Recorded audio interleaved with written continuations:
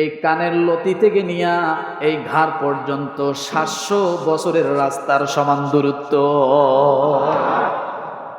কানের লতি আর ঘাড় আমাদের কয় আঙ্গুল? 4 আঙ্গুল, 5 আঙ্গুল। এই ঘাড় আর এই কানের লতি এর দূরত্ব হলো 700 বছরের রাস্তা। তাহলে ওই ফেরেশতার গর্দান যদি এত বড় হয়, দেহটা কত বড়? সুবহানাল্লাহ বলে। কথা বোঝেন নাই? যার কানের লতি আর ঘাড় 700 বছরের রাস্তা, আবু দাউদ শরীফে হাদিসটা আসছে। তাহলে ওই ফেরেশতার দেহটা কত বড়? আল্লাহ নবী জনাবে মুহাম্মদুর রাসূলুল্লাহ সাল্লাল্লাহু আলাইহি ওয়াসাল্লাম মিরাজের রজনীতে যখন গেলেন, যে বললেন, আল্লাহ শুনেছি আপনার আরশ নাকি ফেরেশতারা ধারণ করে আছে। আয় আল্লাহ, আমি একটু দেখতে চাই তোমার আরশ বহনকারী ফেরেশতারা কত বড়। আল্লাহ তাআলা রাসূলকে দেখায় দিলেন, নবীজি আপনি আরশ ধারণকারী ফেরেশতাকে কি দেখতে চান? বলি, আল্লাহ আমি একটু দেখতে চাই। আল্লাহ তাআলা তাকে দেখায় দিলেন, 7 জমিনের নিচে পানি আছে, ওই পানির উপর একটা পাথর আছে, ওই পাথরে একজন ফেরেশতা আরশ বহনকারী ফেরেশতা দাঁড়ানো, 7টা জমিন এবং 7টা আসমান সহ তার হাঁটুর নিচে। সুবহানাল্লাহ। জোরে বলে। কোথায়? হাঁটুর নিচে। 7 জমিন, 7টা আসমান সব মিলিয়ে কোথায়? তার হাঁটুর নিচে। ফেরেশতা কত বড়! এরপরে বলবেন, হুজুর তাহলে হাঁটুর নিচে থাকলে উপরের গুলা কি? 7 আসমান থেকে নিয়ে এরপরে আরশে আজিম পর্যন্ত একটা পুকুর রয়েছে, ওই পুকুরের মাঝখানে দাঁড়িয়ে আছে। এই তাফসীরের কিতাবে আয়াতের তাফসীর আলোকে আছে যে আল্লাহ সুবহানাহু ওয়া তাআলার আরশের নিচে যে ফেরেশতা রয়েছে, ওই ফেরেশতা এবং 7 আসমানের যে আসমান রয়েছে, এর মধ্যবর্তী জায়গাটা হলো কানের লতি থেকে নিয়ে হাঁটু পর্যন্ত বিশাল দূরত্বের ব্যাপার। ওই যে বললাম হাঁটু কোথায়? 7 আসমান 7 জমিন হাঁটু বরাবর। হাঁটুর থেকে ঘাড় পর্যন্ত, কানের লতি পর্যন্ত এর দূরত্ব হলো আসমানের সব উপরের যে আসমান, এখান থেকে নিয়ে আল্লাহর আরশের খুঁটি ধরা পর্যন্ত। সুবহানাল্লাহ। আল্লাহর নবী বলেন, সেখানে একজন ফেরেশতা আর একজন ফেরেশতার দূরত্ব কত? আল্লাহর 4টা কুরসির পায়া যে 4 জন ফেরেশতা ধরে আছে, এর দূরত্ব কত? এক দিক থেকে আরেক দিকের দূরত্ব কত? ডান দিক থেকে বাম দিকের দূরত্ব কত? আল্লাহ সুবহানাহু ওয়া তাআলার হাবিব ডাক দিয়ে বলেন, একজন ফেরেশতা থেকে আরেকজন ফেরেশতার দূরত্ব হলো 50,000 বছরের রাস্তা।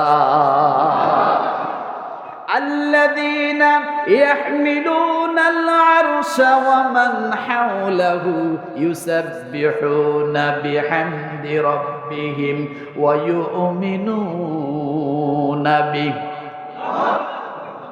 তাহলে ফেরেশতা যদি এত বড় হয়, বুঝেন এখানে মারাত্মক একটা কথা আছে। কষ্ট হচ্ছে নাকি? মনোযোগ আছে নাকি হারাই গেছে? ধরে থাকেন। এত বড় ফেরেশতা, যার এক কাঁধ থেকে আরেক কাঁধ, একদিক থেকে আরেক দিক 50,000 বছরের সমান দূরত্ব, যার কানের লতি আর ঘাড় এই 4 আঙ্গুলের সমান 700 বছরের রাস্তা, যার হাঁটুর নিচ থেকে পা পর্যন্ত 7 আসমান 7 জমিন এতটুক সমান, এত বড় বিশাল ফেরেশতা, তাই না? আল্লাহর আরশ বহন করবে, কিন্তু আরশটাকে আলগি দিতে পারে না। এবার বোঝেন আরশ কত বড়। এক ফেরেশতা আর এক ফেরেশতার দূরত্ব যদি 50,000 বছর হয়, তাহলে ওই আরশটা কত বড়? আগামীকাল বলেন, আজকে দম নেন। ওই চেয়ারটা কত বড়? এক ফেরেশতার দূরত্ব আর এক ফেরেশতার দূরত্ব হলো 50,000 বছর। তাইলে আরশটা কত বড়? এই আরশটাকে ঘাড়ে করে নেওয়ার জন্য আল্লাহ সুবহানাহু ওয়া তাআলা ফেরেশতা নিয়োজিত করলেন। করার পরে বললেন, তোমরা আরশটাকে আলগি দাও। কি দাও? আরশটাকে উঁচু করো। কিন্তু যখন উঁচু করতে গেলেন, উঁচু করতে পারে না, করে যায়। আল্লাহর কাছে অপারগ স্বীকার করলো রব্বুল আলামিন, আরো ধারণ করা, বহন করা, উঁচু করা আমাদের দ্বারা কোনো সম্ভব না। এই আরশে কে আছে? কথা বলে আল্লাহু আকবার। ও মুসলমান, যখন আরশকে বহন করতে পারে না, আরো 4 জন ফেরেশতা নিয়োজিত করা হলো। কয়জন হলো? খাটলি নিয়ে যায় না মানুষ, মর্দার খাটলি নিয়ে যায় না? বোঝার জন্য বলছে, আল্লাহ মাফ করুন, বোঝার জন্য বলছে। প্রথম সামনে 4 জন ধরে, এরপর মাঝখানে কতগুলো আছে না? কেন? ওজনটা বেশি হয় এই জন্য নাকি? আল্লাহ সুবহানাহু ওয়া তাআলা আরো 4 জন ফেরেশতা নিয়োজিত করলেন। এরপর আরশ আলগি দিতে পারে না। ফেরেশতারা অপারগ, সেজদা পড়ে গেল রব্বুল আলামিন। আরশ বহন করতে পারি না, আরশ উঁচু করতে পারি না। আল্লাহ তাআলা একটা দোয়া শিখিয়ে দিলেন, ও ফেরেশতারা বলো, লা হাওলা ওয়ালা কুওয়াতা ইল্লা বিল্লাহিল আলিয়্যিল আযীম। জোরে জোরে জোরে আবার, লা হাওলা ওয়ালা কুওয়াতা ইল্লা বিল্লাহিল আলিয়্যিল আযীম। আল্লাহ যখন দোয়াটা শিখিয়ে দিলেন, ফেরেশতারা যখন জবান থেকে বললেন লা হাওলা ওয়ালা কুওয়াতা, আরশ মনে হয় তুলার মতো হালকা হয়ে গেল। কি হয়ে গেল? তুলার মতো হালকা হয়ে গেল। আল্লাহর আরশ কাঁধে বহন করে রয়েছে। এরপর আল্লাহ তাআলা বলে, আল্লাহ তোমার আরশ বহন করাই কি আমাদের ইবাদত? আর কোনো দায়িত্ব নাই? আমাদের জবান তো খোলা, আমরা হয়তো গায়ের শ্রম দিচ্ছি, আরশটা বহন করে আছি, কিন্তু জবানে একটা কাজ দিলে তো আমরা করতে পারি। আল্লাহ তাআলা ডাক দিয়ে বলে, ও ফেরেশতারা, তোমাদের কাজ হলো আমার বান্দা আখিরি নবীর উম্মতের জন্য তোমরা এখান থেকে দোয়া করতে থাকো।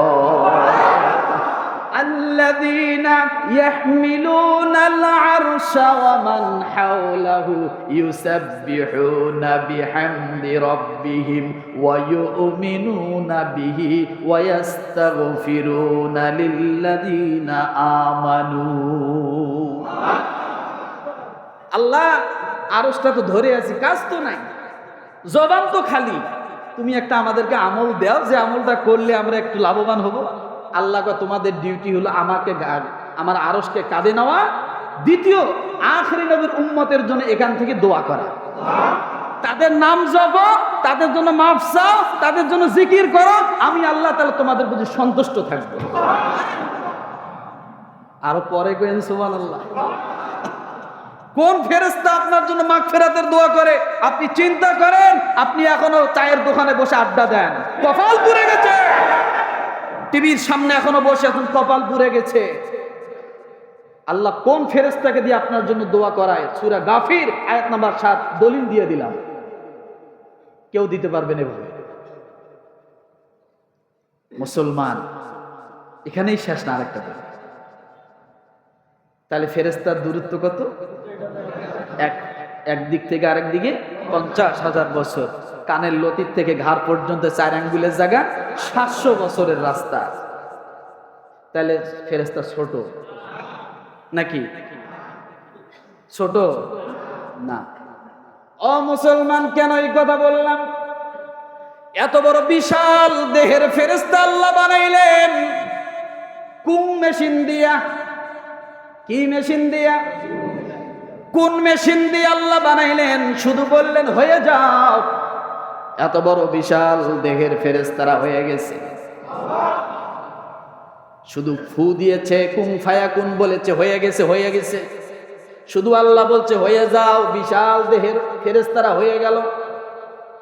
অথচ আপনার মতো আমার মতো 3.5 হাত বডির মানুষ, এই মানুষকে আল্লাহ কুন ফায়াকুন মেশিন দিয়ে বানায় না। এই মানুষটাকে বানাইতে আল্লাহ 10 মাস সময় লাগলো। কয় মাস? 10 মাস সময় লাগছে আপনাকে বানাইতে। আল্লাহ 4টা কসম করে বলছেন। কয়টা কসম? ও মুসলমান, এত বড় দেহের ফেরেশতা বানাইছেন আল্লাহ কোন মেশিন দিয়া? সূরা ইয়াসিনের দোকানে আছে। কোন মেশিন? কোন দোকানে?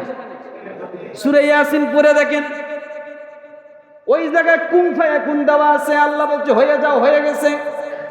কিন্তু আল্লাহ মানুষের ক্ষেত্রে যখন আসলেন, আল্লাহ বলেন ওয়াত্তিন ওয়াজ্জাইতুন ওয়া তুরি সিনিন ওয়া হাযাল বালাদিল আমিন লাকাদ খালাকনাল ইনসানা ফি আহসানি তাকওয়িম। 4টা কসম, ওয়াত্তিন ওয়াজ্জাইতুন ওয়া তুরি সিনিন ওয়া হাযাল বালাদিল আমিন। 4 কসমের পর আল্লাহ বলছে লাকাদ খালাকনাল ইনসান ফি আহসানি তাকওয়িম। আমি অনেক সুন্দর করে মানুষ বানাইছি। সুবহানাল্লাহ। আর এই মানুষকে আল্লাহ বানাইতে সময় লাগছে কতদিন? 10 মাস। মায়ের পেটের ভিতরে আপনি যখন পানি হয়ে যান, আর পূর্ণাঙ্গ রূপ দিতে মায়ের পেটে 10 মাস 10টা দিন পূর্ণ সময় লাগে। লাগে কি লাগে না?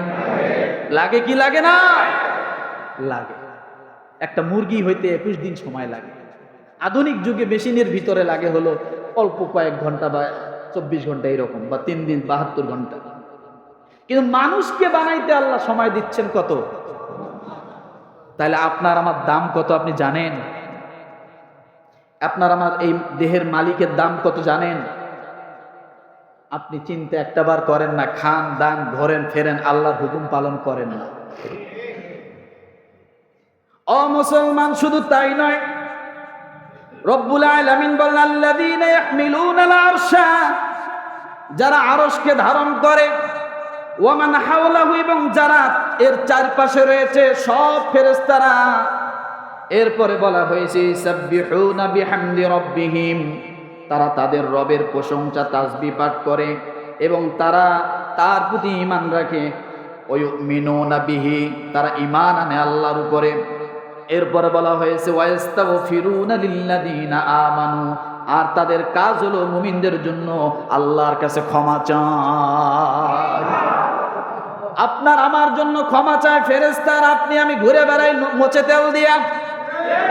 এমন একটা রাত্রে আপনি আসার সুযোগ পাইলেন না, বেকার ঘুরতেছেন। কি বলে ঘোরেন? আপনাকে হাসপাতালে আল্লাহ পাঠাইতে সময় লাগবে না। হাসপাতাল যাওয়ার সময় পাবেন না, আপনাকে আল্লাহ কবরে নিয়ে যাইতেও সময় লাগবে না। কিসের বাহাদুরি রে মুসলমান! একটা নিঃশ্বাস বাইর হবে আর ঢুকবে না, আপনার সব বাহাদুরি শেষ হয়ে যাবে। আপনার সব খতম হওয়ার পরে নামটা লাস্টে হবে লাশ। সব খতম, দুনিয়া যা আছে আপনার সব খতম হওয়ার পরে শূন্য রেখায় আপনার নামটা কি? নাকি জীবিত থাকা অবস্থা কারো নাম লাশ? হ্যাঁ, যেদিন আপনার সব শেষ হবে ওই নামটাও আপনার আর থাকবে না, নতুন করে একটা নাম দেওয়া লাগবে, তার নাম লাশ। তার নাম কি? আর এই লাশ ভাষাটা কিন্তু বাংলা ভাষা না, এটা বাহিরের দেশের ভাষা। অটো বাংলা হয়ে গেছে, এটা তুর্কির ভাষা। ও মুসলমান, এই জন্য রব্বুল আলামিন ডাক দিয়ে বলো ফেরেশতারা ওয়াস্তাগফিরুনা লিল্লাযীনা আমানু, আর মুমিনদের জন্য ক্ষমা চেয়ে বলে রব্বানা ওয়াসি'তা কুল্লা শাইইন রাহমাতাও ওয়া ইলমা। আল্লাহর কাছে শুধু জবানে ক্ষমা চায় না, এরপরে দোয়া করে রব্বানা ওয়াসি'তা কুল্লা শাইইন রাহমাতাও ওয়া ইলমা। হে আমাদের রব, আপনি রহমত ও জ্ঞান দ্বারা সব কিছুকে বেষ্টন করে রয়েছেন। ফাগফির লিল্লাযীনা তাবু, অতএব যারা তওবা করে, ওয়াত্তাবাউ সাবিলাকা, এবং আপনার পথ অনুসরণ করে, ওয়াকিহিম আযাবাল জাহিম, আপনি তাদেরকে ক্ষমা করে দেন। এর মানে এখান থেকে বোঝা গেল যারা আল্লাহর পথে আসে তার নামটা আরশে আজিমে ঘোষণা হয়। ফেরেশতার সামনে আল্লাহ আলোচনা করে, ও ফেরেশতারা, দেখ আমার বান্দাটা গরিব মানুষ, অসহায় মানুষ, কষ্টে আছে, দুঃখে আছে, নানান ঝামেলার মধ্যে আছে, তারপরও আমি আল্লাহর কথা শুনিয়া বান্দাটা এক্ষুনি একটা মাথায় টুপি দিয়ে পাঞ্জাবি কোন রকম একটা গায়ে দিয়া বান্দা আমি আল্লাহর কাছে ক্ষমা পাওয়ার জন্য ওই যে পা পা করে মসজিদের দিকে আসলো। ও ফেরেশতারা, তোরা সাক্ষী থাক, আমি আল্লাহ তোদের দোয়া এবং বান্দার আশা দুইটি একখানে করে আমার বান্দাটাকে আমি আল্লাহ এখান থেকে মাফ করে দিলাম। আল্লাহ পারে কি পারে না? আরে মাফ করবে বিদায় তো আনছে, মাফ করবে বিদায় তো নিয়ে আসছে। বলেন মাফ করবে বিদায় তো নিয়ে আসছে। মাফ না করলে আনলো কেন? কেন আনলো? আল্লাহর সাথে তো অন্তত এতটুকু কথা বলতে পারবো, আল্লাহ তুমি যদি মাফ নাই করবা, খামাখা আমাদের এই কিল লেগে নিয়ে আসছে এখানে। কথা ঠিক না? ও মুসলমান, এই জন্য রব্বুল আলামিনের হাবিব আরেক জায়গায় আল্লাহ তাআলা ডাক দিয়ে বলেন, ওয়াল মালাকু আলা আরজাইহা ওয়া ইয়াহমিলু আরশা রাব্বিকা ফাওকাহুম ইয়াওমা ইযিন সামানিয়া। সূরা হাক্কা আয়াত নাম্বার 17। ফেরেশতাগণ আসমানের বিভিন্ন প্রান্তরে থাকবে। সেদিন তোমার রব আরশকে 8 জন ফেরেশতাদের সাথে ঊর্ধ্বে বহন করবে। ও মুসলমান, শুধু তাই নয়, আপনার মূল্যটা কত একবার দেখেন। আদম আলাইহিস সালাম ভুল করছিল কয়টা? ভুলে গেছিল। এটা ভুল বলা যাবে না, মানে ভুলে গেছিল। আল্লাহর একটা হুকুম কি হয়েছিল? নবীদের শানে ভুল করছে এটা না বলে বলতে হবে ভুলে গিয়েছিল। কথা ঠিক না? তাহলে আদম আলাইহিস সালাম আল্লাহর হুকুম কয়টা ভুলে গিয়েছিল? একটা। ধরেন আদম নবী সর্বপ্রথম মানুষ, তাই না? লিমা খালাকতু বিয়াদাই, আল্লাহ নিজ হাতে আদম আলাইহিস সালামকে বানাইছেন।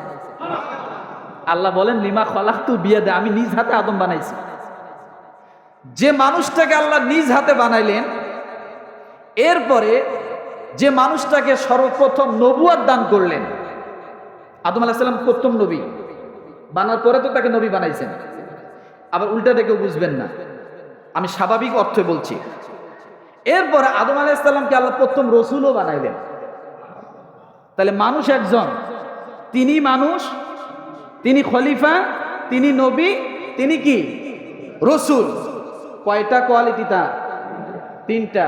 এবং আল্লাহ নিজ হাতে বানাইছে 4টা। এরপরে আল্লাহ সর্বশ্রেষ্ঠ উত্তম মানুষ করে তাকে বানাইছে, সুন্দর করে আল্লাহ বানাইছেন। আর আল্লাহর হাতের টাচ তার কপালে লাগা আছে। এরপর সরাসরি আদম আলাইহিস সালাম আল্লাহর সাথে জান্নাতের ভিতরে কথা বলছেন। কোয়ালিটি গুলো কি দেখেন। এরপরে তিনি যাকে বিয়ে করছেন তার বিয়েই হয়েছে জান্নাতের ভিতরে। এই নর্দমা গন্ধ দুনিয়ার মধ্যে না। বউ যেটা পাইছেন কোথায় পাইছেন?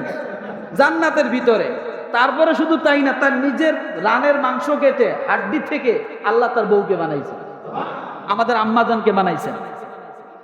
তাহলে এই মানুষটা সরাসরি আল্লাহর সাথে তার যোগাযোগ হতো, মাঝখানে আর কেউ নাই।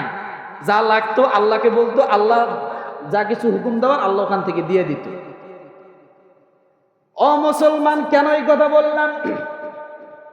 এত আল্লাহর নিকটতম একজন মানুষ, সর্বপ্রথম নবী, সর্বপ্রথম রসুল, এরপরে আল্লাহর হাত দিয়ে বানানো আদম আলাইহিস সালাম। আল্লাহ বলেন লিমা খালাকতু বিয়াদাই, ভুলে গিয়েছিল আল্লাহর হুকুম একটা।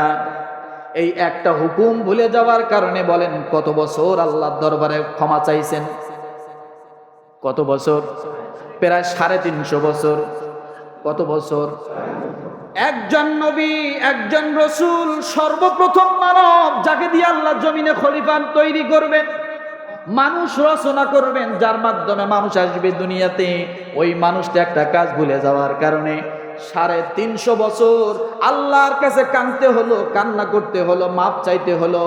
আর এই সেই মাপটা আল্লাহ কবুল করলেন কয়শো বছর পর? 350 বছর পর আল্লাহ দোয়া শিখাই দিলেন, রব্বানা যালামনা আনফুসানা ওয়া ইল্লাম তাগফির লানা ওয়া তারহামনা লানাকুনান্না মিনাল খাসিরিন। 350 বছর কান্নায় আল্লাহ কবুল করার মতো কিছু পায় না। তখন আল্লাহ একটা শিক্ষা দিয়ে দিলেন, দোয়া। ও নবী আদম, আপনি এই দোয়াটা বলে একটু দোয়া করেন, তাহলে আমি আল্লাহ খুশি হয়ে যাব। 350 বছরের মধ্যে আল্লাহ কবুল করে না, কাঁদতে আছে, রাত দিন 24 ঘন্টা কাঁদতে আছে। এরপরে 350 বছর পরে এসে আল্লাহ দোয়া শেখানোর পরে যখন দোয়াটা করলেন, আল্লাহ দোয়া কবুল করলেন। এটা হলো আদম আলাইহিস সালামের ক্ষেত্রে। ও মুসলমান, এবার আপনি আখিরি নবীর উম্মত, আপনার জন্য আল্লাহ কি করলেন? আপনি যদি একটি মাত্র ভুল করেন, একটা অন্যায় করে ফেলেছেন, গুনাহ করে ফেলেছেন, আপনি যখন এই গুনাহটার জন্য অনুতপ্ত হবেন, শুধু বলবেন ইল্লা মান তাবা ওয়া আমানা ওয়া আমিলা আমালান সালিহান ফাউলাইকা ইউবাদদিলুল্লাহু সাইয়্যাতিহিম হাসানা ওয়া কানাল্লাহু গফুরুর রহিমা।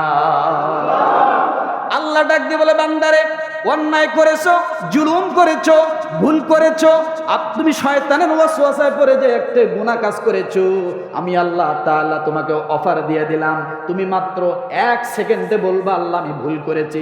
তোমার বলাটা মাত্র 1 সেকেন্ড সময়, আমি আল্লাহ ওই 1 সেকেন্ডের বিনিময় আর বলার বিনিময় তামাম জিন্দেগীর সব গুনাহ আমি আল্লাহ মাফ করে দেব। আরো জোরে, আরো জোরে, আরো জোরে।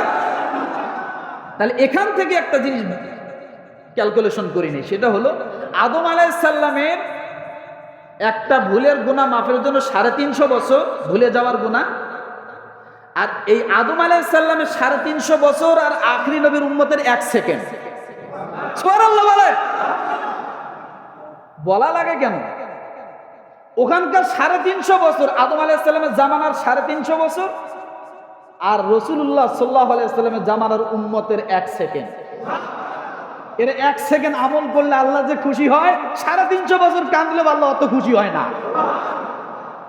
আপনি সেই নবীর উম্মত, কি বলে কি মনে করে আপনি পড়ে আছেন? আপনাকে শুধু আগাইতে হবে, শুধু আসতে হবে, শুধু করতে হবে। আপনি করতে দেরি, আল্লাহ ক্ষমা করতে দেরি হবে। আল্লাহ আমি ভুল করেছি, এটা মুখ দিয়ে বলেন আর না বলেন, অন্তরে যদি আপনার শুধু একটা বার জাগ্রত হয়, এটা কাজ আমার অন্যায় হলো, আপনি এই অন্যায় হলে এটা যখনই বুঝতে পারবেন, আল্লাহকে যা মাফ করে দিলাম। একটা বার চিন্তা করেন, আপনি কোন নবীর উম্মত, আপনি কেমন নবীর উম্মত, আপনি কেমন জামানার মানুষ। এ জামানার 1 সেকেন্ড, ওই জামানার কি 350 বছর।